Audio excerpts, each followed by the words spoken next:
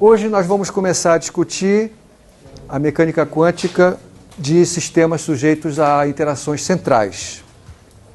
Eu estou colocando como título força central, que é o termo clássico que a gente usa para se referir a esse tipo de problema. Mas lembre que em mecânica quântica a gente não manipula o conceito de força, né?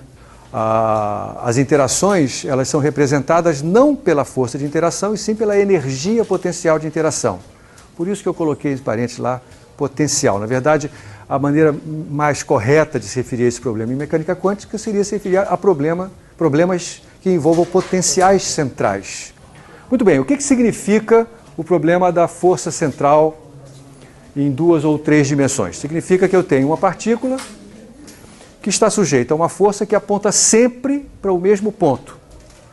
Por causa disso, vai ser conveniente a gente utilizar coordenadas polares em 2 dimensões. E eu estou relembrando aqui o conceito de coordenadas polares. Um ponto no espaço que pode ser representado pelas suas coordenadas cartesianas x e y, pode também ser representado por suas coordenadas polares, r, a distância até a origem, e a origem vai ser tomada como ponto para o qual a força sempre aponta, e φ, esse ângulo, que eu vou chamar de ângulo polar, o ângulo feito pelo vetor posição, o ângulo feito entre o semi-eixo x positivo e o vetor posição. Tá bom? Estou relembrando aqui a conexão entre essas 2 coordenadas.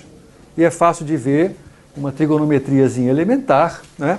X, a coordenada cartesiana horizontal, é r cosseno φ, y é r seno φ. Então, se eu tenho uma função psi de x e y, eu posso utilizar essa transformação de coordenadas para escrevê-la como função de r e φ, onde r e φ são considerados, nesse caso, como variáveis independentes. E é isso que é conveniente fazer tanto em mecânica clássica quanto em mecânica quântica. É importante a gente perceber que se eu tenho uma força central, então é um teorema da mecânica clássica, o potencial que representa essa interação tem que depender apenas da coordenada r. Por que isso? Porque se você imaginar que você está percorrendo um arco de círculo com esse raio fixo, a força será sempre perpendicular ao deslocamento. Portanto, o trabalho feito por essa força num deslocamento como esse vai ser zero.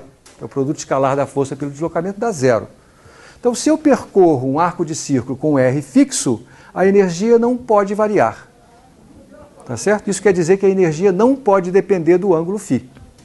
Então, eu posso dizer que se eu tenho um problema clássico que pode ser descrito como sendo associado a uma força central, isso quer dizer que ele está associado a uma energia potencial que só depende de R, e, portanto, em mecânica quântica nós vamos ter a energia potencial dependendo apenas dessa coordenada. E é por isso que é conveniente que a gente trate esse problema em coordenadas polares, porque com isso a energia potencial só depende de uma variável e isso vai facilitar a resolução do problema. Então, eu estou escrevendo aqui as leis de transformação e estou escrevendo como é que fica este operador laplaciano. O operador laplaciano é uma maneira sintética da gente se referir à soma das derivadas segundas com relação às coordenadas cartesianas, d2 psi dx2 mais d2 psi dy2.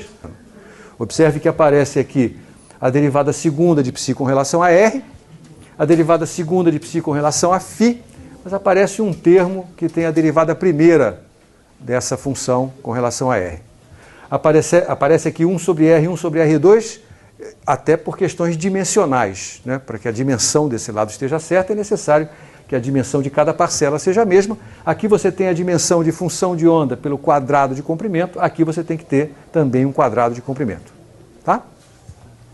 Eu escrevi a forma da equação de Schrödinger independente do tempo para este caso. O lado direito, 2m grande. Estou usando a letra m grande para representar a massa da partícula. Até hoje eu tenho usado a letra m pequeno, mas nesse contexto vai ser conveniente usar m grande porque a letra m pequeno é reservada tradicionalmente para alguma coisa que vai acontecer no meio da exposição de hoje. Então, m grande é a massa da partícula, o de R menos E é a energia de um estado estacionário. Aqui está, portanto, a equação de Schrödinger em duas dimensões para um potencial central. O resultado que nós vamos obter pode ser antecipado. Em primeiro lugar, as energias permitidas para esse sistema vão depender de dois números quânticos. Nós já tínhamos visto isso aparecer quando, na aula passada, resolvemos o problema do poço infinito em duas dimensões. Lá também apareceram dois números quânticos e as energias dependem desses dois números quânticos. Aqui também isso vai se reproduzir. E o mais interessante é que um desses números quânticos, que vai aparecer no decorrer da exposição, ele tem uma conexão estreita com o momento angular da partícula. Vai surgir, na aula de hoje, como uma consequência natural da equação de Schrödinger, a quantização do momento angular. Lembre que no modelo de Bohr, a quantização do momento angular foi posta à mão.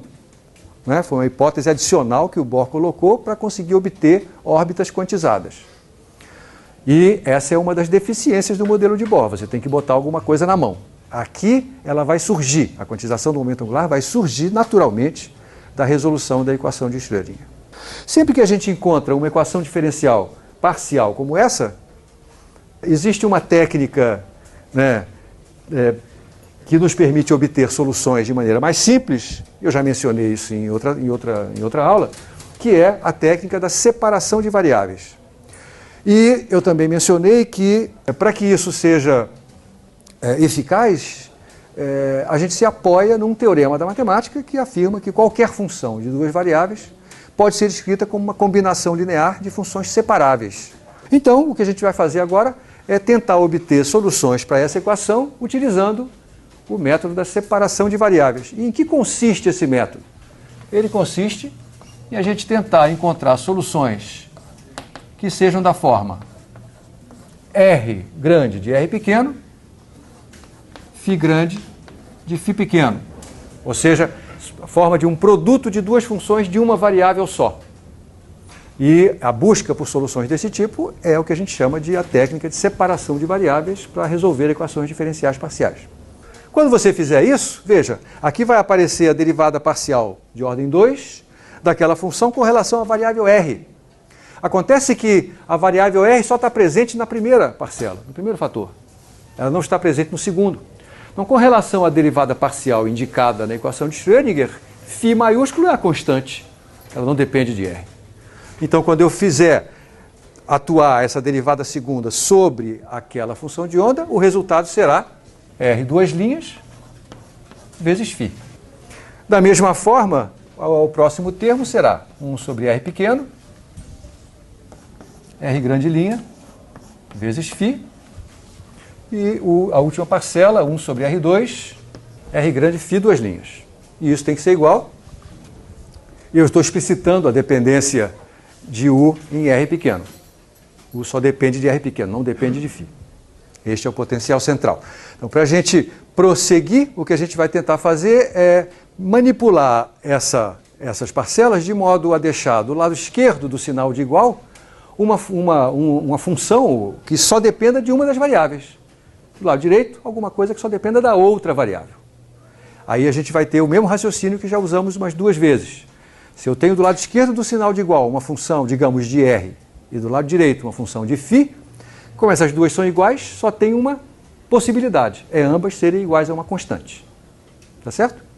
Então vamos lá, para obter isso eu vou dividir todo mundo por R maiúsculo, Φ maiúsculo, fico com essa forma, já estou vendo aqui, apareceu uma única parcela envolvendo Φ, ela está multiplicada por 1 sobre R2, eu vou me livrar do 1 sobre R2 multiplicando todo mundo por R quadrado.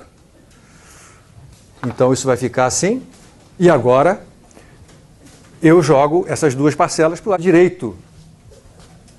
Pronto, eu obtive o que eu anunciei. Temos sinal de igual, do lado esquerdo do sinal de igual uma função que só depende de Φ minúsculo, do lado direito uma função que só depende de R minúsculo. Chegamos ao ponto onde a gente vai identificar cada um dos lados do sinal de igual com uma constante, porque essa é a única forma dessa igualdade se verificar. Aí tem um jeito bonitinho de escrever essa constante. Na verdade, a justificativa para eu escrever desse jeito vai ficar clara a posteriori. Tá? Eu poderia escrever aqui igual uma constante que eu chamo de C. Ao invés de chamar de C, eu vou chamá-la de menos m ao quadrado. E aqui aparece o símbolo m minúsculo que eu tinha anunciado que ia aparecer no meio dessa conversa.